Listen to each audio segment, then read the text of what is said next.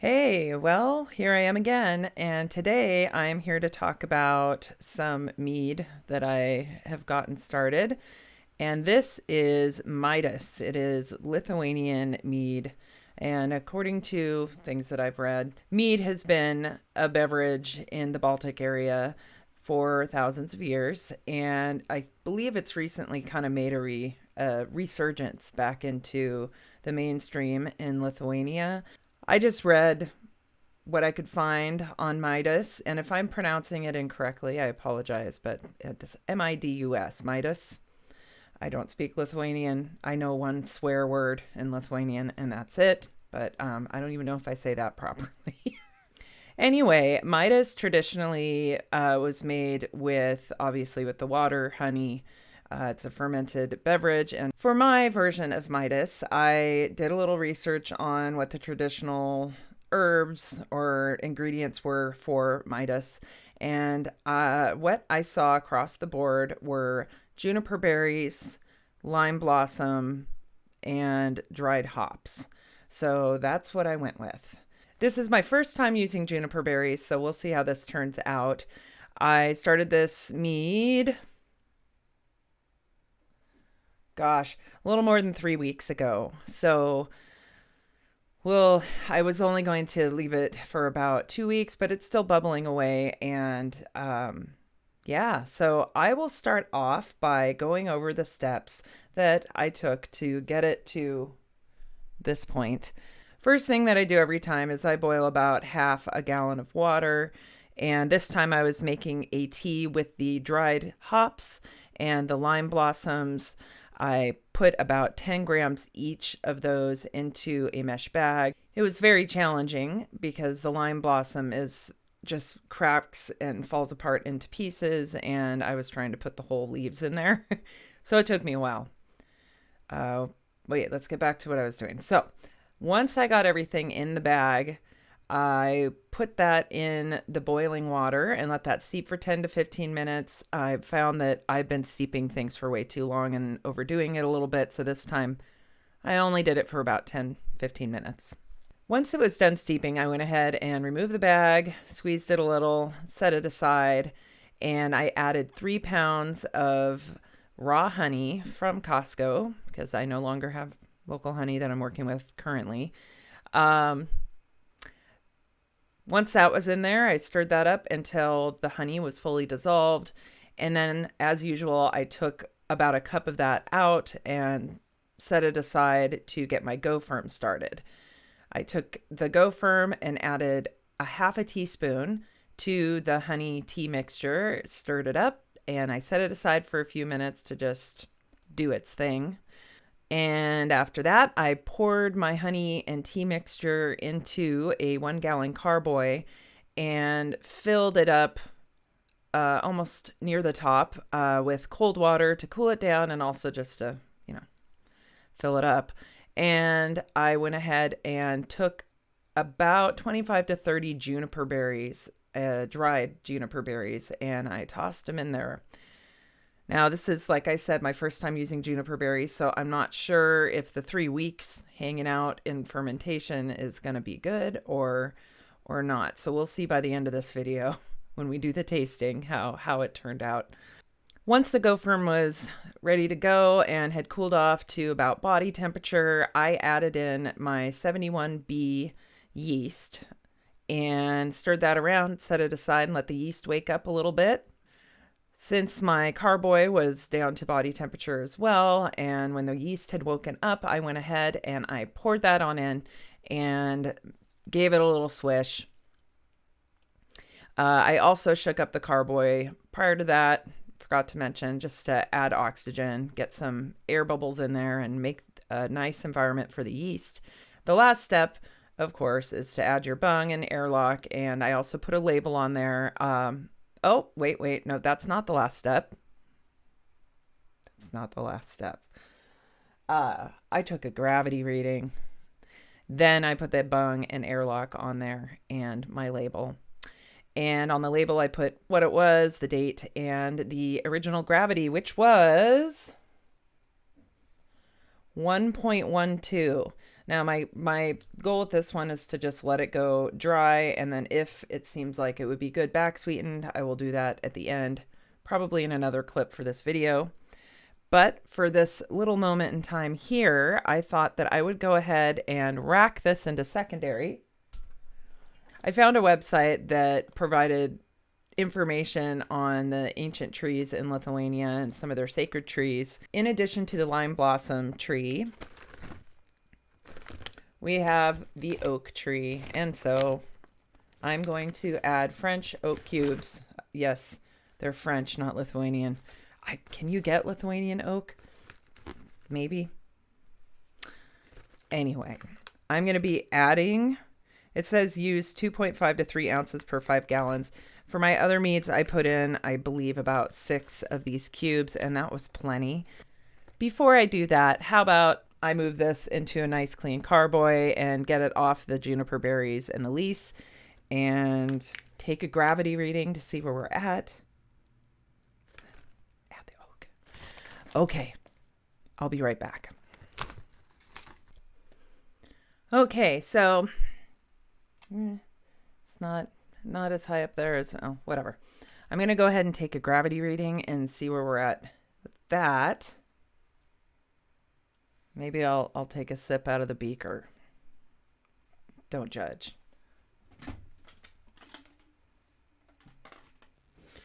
Okay, so it's the OG, or the gravity reading right now is 1.002, and that brings it up to about 15.5%. So whew, it's somewhat powerful. I mean, not super duper powerful, but hopefully it just stops here, but we'll see. I'm going to go ahead and pour this back in, and we'll add our oak. I'm going to go ahead and drink out of the beaker.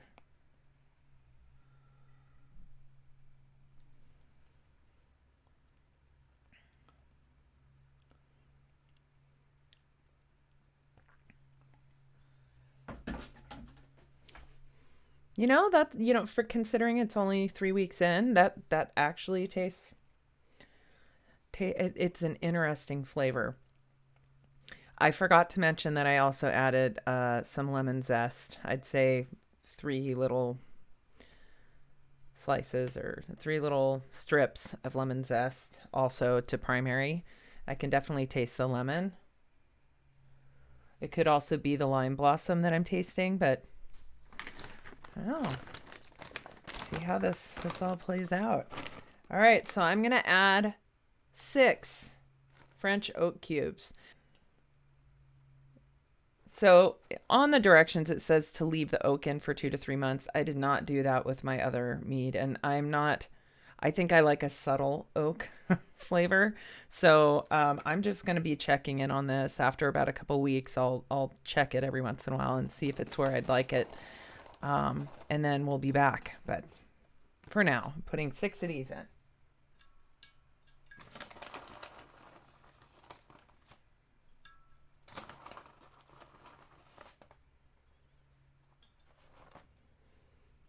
Smells like a campfire. Love it. Okay, so putting my airlock back on, I'm going to go ahead and update the gravity on the label.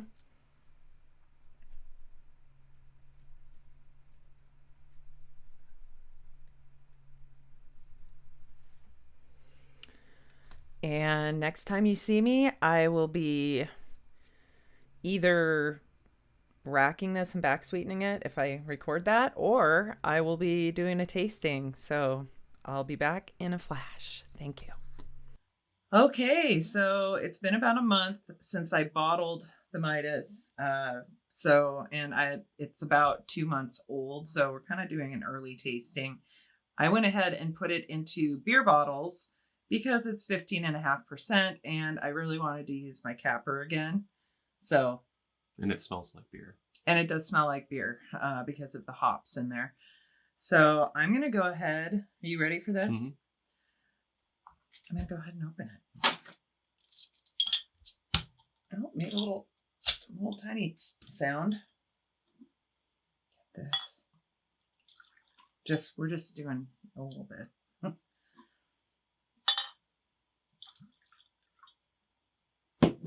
Okay, well, let's take a look. I'd say that's, It's kind of a beer color. yeah, it's pretty clear. I'd say about as clear. I mean, I suppose it could be crystal clear. Yeah. It's almost there. And I didn't back sweeten this. I decided I'm just gonna let it be. It ended at 1.002, so there is some residual sugar in there. And all right, let's go ahead and smells like beer. Yeah, it kind of has that Budweiser kind of smell. And the taste, it's kind of like a lighter beer. Yeah, it's a little sour. I put lemon in it. I didn't put lemon juice, I don't think. Or maybe I did. Can't remember. I think I might have added a little. It's almost like one of those citrusy beers. Mm-hmm. The light beers with lemon in them. Mm-hmm. But sweeter.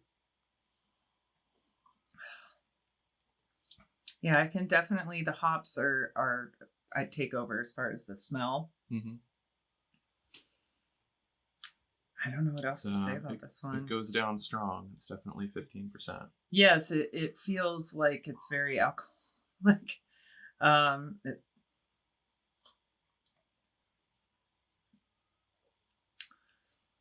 It's a little bit like, I don't know. It might have benefited from a little back sweetening or carbonation. I wanted to carbonate this, but the yeast had reached their max. I think it's okay. Yeah, I think it's sweet enough. Yeah, I mean, I could drink this for sure. It's not a dessert mead like the other ones I've been making, so it's a little bit different, but I'm really happy with this. I think I'm going to have to try it again. I have yeah, I think if I maybe put a little less lemon in there. Mm-hmm. But yeah, this is a nice beverage. I would say, I don't know, how would you rank this on as far as the where it ranks in among the other ones that you've tasted with me? I'd say it's kind of in the middle. It's not bad. It's not a weird flavor combination where you're like, oh, okay. But I don't really know what constitutes a good mead. I mean, flavor wise, I like sweeter, fruitier stuff, and this is not really sweet and fruity, but it tastes like a light beer. It's kind of interesting. Yeah, and if I had been able to carbonate it, I think it would have been perfect. Oh yeah, that would be really interesting to try it carbonated. So I might do that again. I did actually put fizzy drops. Oh, so there was, okay. It's all coming back to me now. Hold on. I put them in beer bottle, or I put it in beer bottles because I was going to try to carbonate it. And in some of these, I put fizzy drops, like the sugar drops that I had from the beer kit that I did. I'm not sure if this one had a fizzy drop in it. Anyway, they didn't carbonate. So I wanted to, but I figured at 15.5%, the yeast is probably toast. Mm-hmm. So, all right. Well, thanks for tasting it with me again. Thank you. And yeah, I will put the recipe that I came up with in the description below. And cheers.